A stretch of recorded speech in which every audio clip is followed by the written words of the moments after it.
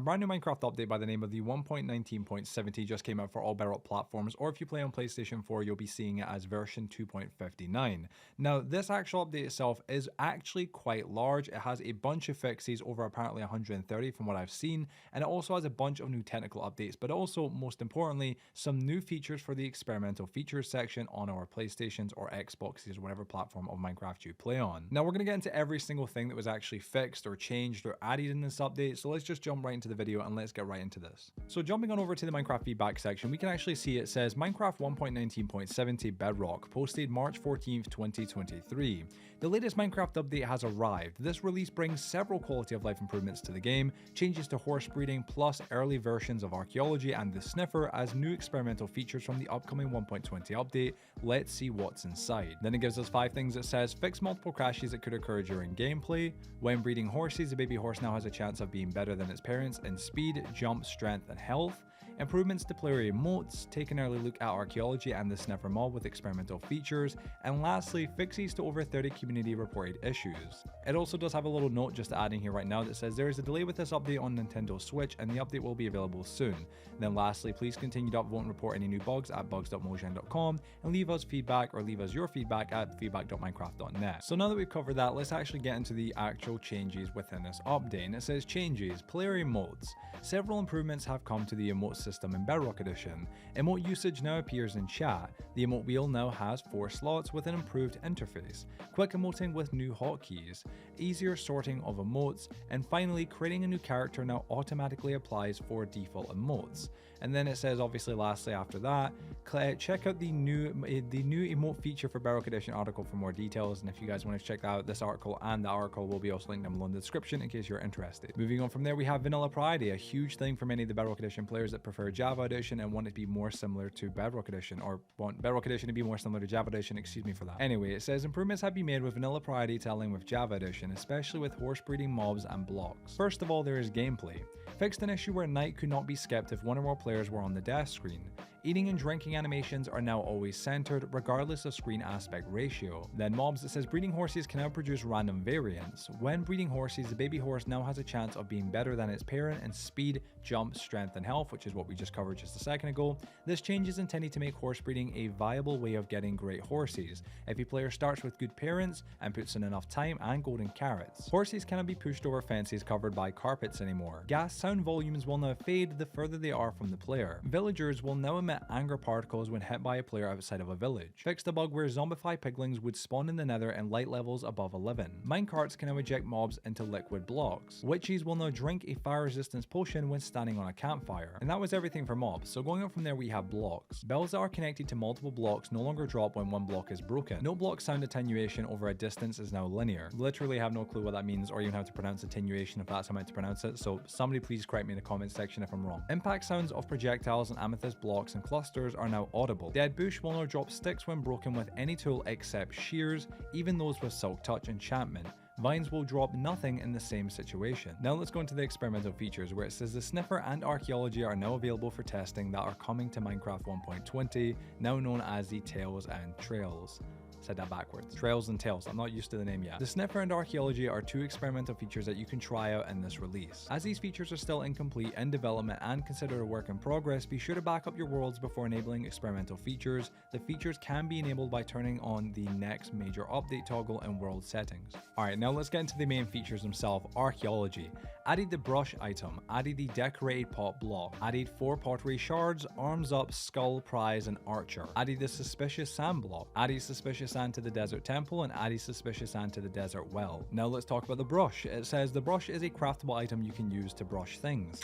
10 out of 10 description. Pottery shards and decorated pots. Pottery shards have pictures on them. They cannot be crafted and must be found in the world. Hint, you will need a brush. By crafting 4 of these together, you can create a decorated pot with a picture on each side. You can also use brick items instead of pottery shards in the crafting recipe. The sides that were made from brick items will not have pictures. Smash a decorated pot with any block breaking tool to break it apart and get the pottery shards back, or hit it with your fist to pick up the pot without breaking it. Next, we have suspicious sand.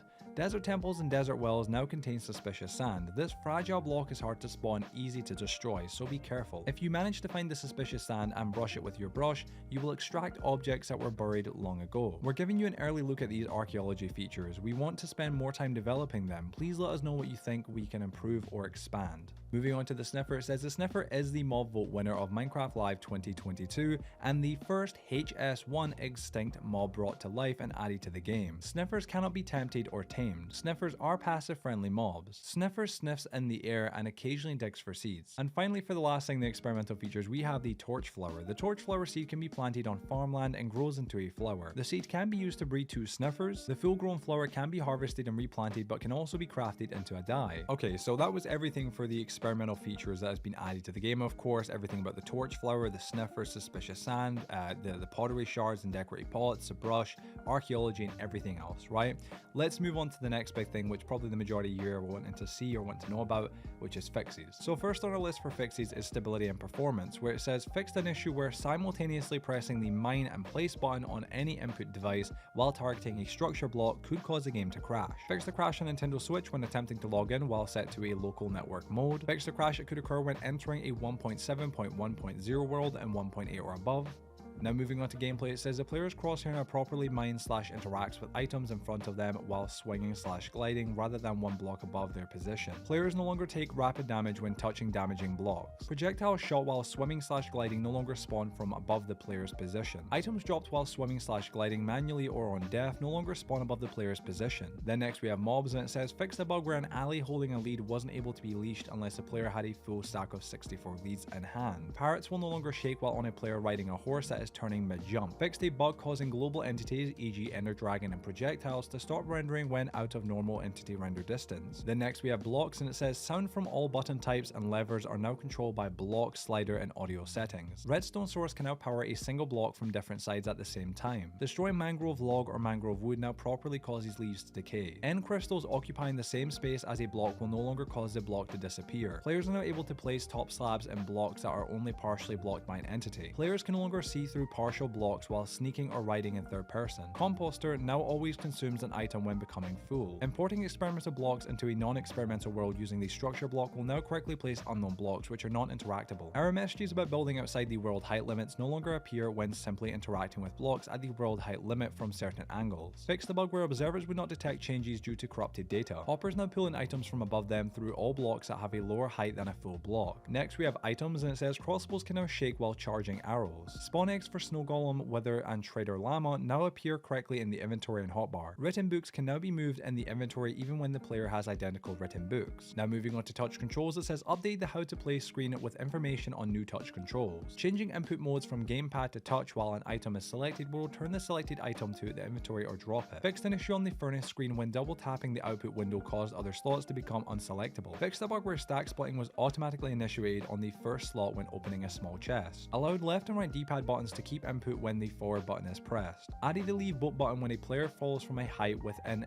the boat. Fixed an issue that prevented players from removing equipped armor by tapping on an item or block in the creative inventory. And lastly, for touch controls, it says tweak the keyboard interaction on Android devices for text input fields. Next up we have user interface, and I know this is getting incredibly lengthy. It says fixed an issue where the mine tooltip was appearing when targeting a block with a trident in creative game mode. Navigating right with controller left stick on the marketplace sidebar now collapses it. Added a new marketplace icon to the marketplace screen sidebar. Ocean Explorer, Woodland Explorer, and treasure maps now show the proper icon in the inventory. Fixed the bug where mouse scrolling on the friend options drop down would not scroll the drop down contents. Resolved an issue where graphical elements of the sign in/sign up screen could extend beyond the bounds of the dialog container. When starting a new world in Pocket UI, remove the press open chat to open chat message for players with text to speech turned off. Double clicking on the furnace output slot will no longer drop the item. Fixed the bug where moving the player or camera with a controller while text to speech for UI was turned on would cause the narrator to say X of Y. Fixed the bug where the edit world screen couldn't be opened for a world if the corresponding world directory had a space in it. The loading screen no longer flickers when entering the nether in immersive VR mode. The swap item animation now plays when switching hotbar items of the same type with the same durability. Next up, and we're almost finished, we have spectator mode, and it says phasing through blocks in third person view no longer makes the camera zoom in and out towards the player's head. End gateways can no longer be used in spectator mode. Now lastly, for this whole whole section of fixes, we have realms. Added a sign in button on the realm screen if a player is not yet signed in. Fix the issue that the find friends button and the close realm buttons would be autofocus when the members or subscription tab was clicked. Fix the bug where players were not able to create another world on realms if the first create world on realms attempt was interrupted. Fix the bug where players could see duplicate apply packs with unknown titles the first time they entered the realm settings screen. Resetting a realms world now correctly updates the world settings. Remove the close button in the play or realm pop-up dialog when using controllers. Update the reset/replace world confirmation text to make it clearer what each function does. Fix the world list not updating with a new realm immediately after accepting an invite. In realm settings, members, the drop down, and it's got -- here,